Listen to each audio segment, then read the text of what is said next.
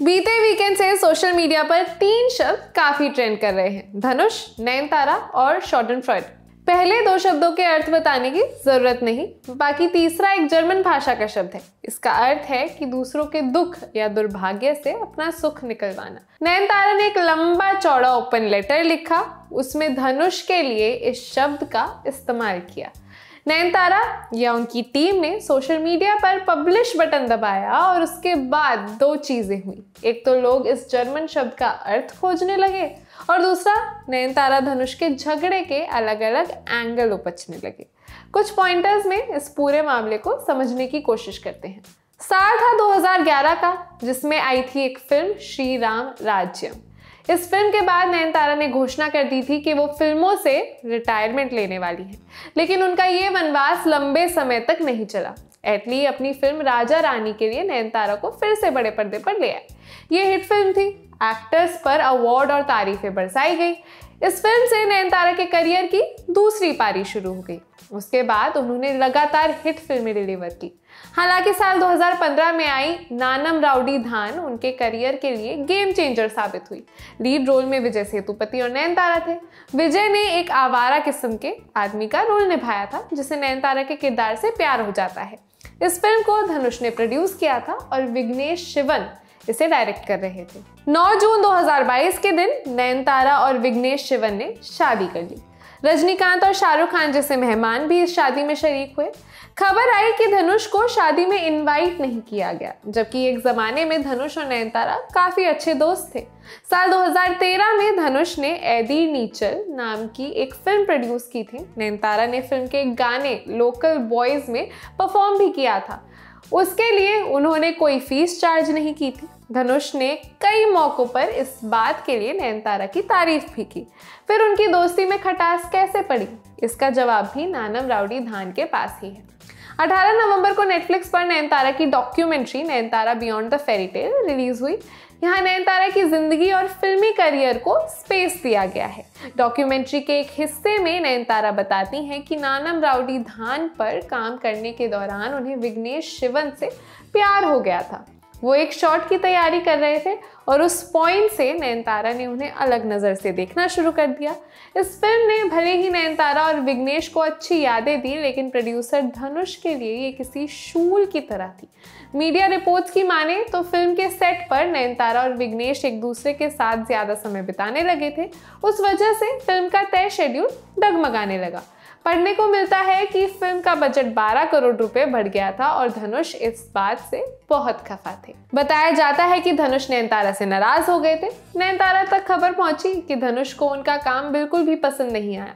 साल 2016 में नयनतारा को इस फिल्म के लिए फिल्म फेयर अवार्ड भी मिला था। अवार्ड की स्पीच में भी नयनतारा ने इस बात का जिक्र किया था। उन्होंने कहा था, नानम राउडी धान जैसी फिल्म बनाने के लिए शुक्रिया धनुष। मुझे धनुष से माफ़ी भी मांगनी है क्योंकि उन्हें फिल्म में मेरी परफॉर्मेंस से नफरत थी।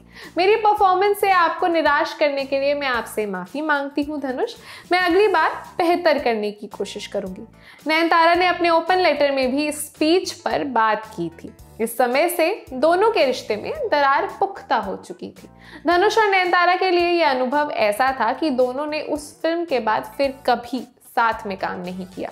नयनतारा के मुताबिक उन तक खबर पहुंची कि धनुष नानम राउडी धान से कोई वास्ता नहीं रखना चाहते। वो चाहते थे कि ये फिल्म पूरी तरह पाताल में डूब जाए, मगर ऐसा कुछ नहीं हुआ।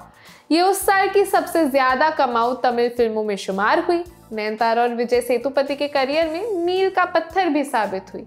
बहुत बड़ी हिट रही। ऐसे में तो धनुष के सारे गिले शिकवे दूर हो जाने चाहिए थे, मगर फिर भी लड़ाई बढ़ती ही चली गई। कुछ लोग इसके लिए धनुष की ईगो को दोषी ठहराते हैं, तो कुछ लोग कहते हैं कि धनुष को फिल्म से कोई फायदा नहीं हुआ। कुछ ट्रेड एक्सपर्ट्स बताते हैं कि फिल्म का प्रॉफिट शेयरिंग मॉडल ऐसा था कि धनुष की प्रोडक्शन कंपनी वंडर बार फिल्म्स को ज्यादा फायदा नहीं हुआ। नयनतारा की डॉक्यूमेंट्री में 3 सेकंड की फुटेज होनी थी, लेकिन धनुष ने उसे इस्तेमाल करने की इजाजत नहीं दी। ये नानम राउडी धान के सेट की बिहाइंड द सीन्स फुटेज थी, जहां विघ्नेश और नयनतारा बातचीत कर रहे थे। नेटफ्लिक्स इस वीडियो को अपनी डॉक्यूमेंट्री में पिरोना चाहता था, लेकिन धनुष नहीं माने। नयनतारा के ओपन लेटर के मुताबिक उन्होंने 3 सेकंड के इस फुटेज के लिए 10 करोड़ रुपए की मांग की। नयनतारा और नेटफ्लिक्स की टीम को लीगल नोटिस भेजा। नयनतारा के मुताबिक उनकी टीम पिछले 2 सालों से धनुष से इस वीडियो के लिए नो ऑब्जेक्शन सर्टिफिकेट यानी कि NOC मांग रहे हैं, लेकिन फिर भी वो नहीं माने। अंत में बिना इस फुटेज के ही डॉक्यूमेंट्री को रिलीज किया गया। नयनतारा और धनुष के इस पूरे मामले को देखकर अकीरा कुरोसावा की फिल्म रशोमान याद आती है। फिल्म इस बारे में थी कि कैसे सभी के पास अपने सच का एक अलग वर्जन होता है। खैर, नयनतारा धनुष वाले केस में ट्रेड एक्सपर्ट रमेश बाला के पास एक अलग वर्जन भी है। द प्रिंट से हुई बातचीत में उन्होंने बताया कि जिस तरह से नयनतारा की टीम ने धनुष की टीम से NOC मांगी, उस रवैये से धनुष को आपत्ति थी। धनुष की टीम को ऐसा लगा कि उन पर गैर जरूरी दबाव बनाया जा रहा है। नयनतारा के पोस्ट को कई एक्ट्रेसेस ने सपोर्ट भी किया। पार्वती, ऐश्वर्या लक्ष्मी और श्रुति हासन उन्हीं में से थी। इसे भी एक तरह से उनके स्टेटमेंट की तरह देखा जाने लगा। नयनतारा ने अपना पक्ष रख दिया। बताया जा रहा है कि धनुष इस समय शूटिंग कर रहे हैं और वो कोई ओपन स्टेटमेंट नहीं देने वाले। ऐसी आशंका भी है कि उनकी टीम नयनतारा के ओपन लेटर का जवाब लीगल नोटिस से दे, मगर अभी उनकी तरफ से कोई बयान नहीं आया है। ये सारी जानकारी आपके लिए जुटाई थी मेरे साथी यमन ने। मैं खुशी, आप देख रहे हैं लल्लन टॉप सिनेमा। शुक्रिया। सवाल बहुत सारे हैं, जवाब 3 दिनों में मिलेंगे। तारीख है 22, 23 और 24 नवंबर। जगह है दिल्ली का मेजर ध्यानचंद स्टेडियम और मौका है लल्लन टॉप के सालाना जलसे का, यानी लल्लन टॉप अड्डे का। पर सवाल क्या है? दिलरुबा इतनी हसीन क्यों है? मम्मी कैसी हैं? ब्राउन रंग किसने लिखा? और गाड़े कहाँ थे? आइए और देश और दुनिया की नामचीन हस्तियों से मिलिए, उनसे अपने हिस्से के सवाल पूछिए और कहकहों में और ज्ञान की रोशनी में सराबोर हो जाइए, क्योंकि ये है लल्लन टॉप का सालाना अड्डा।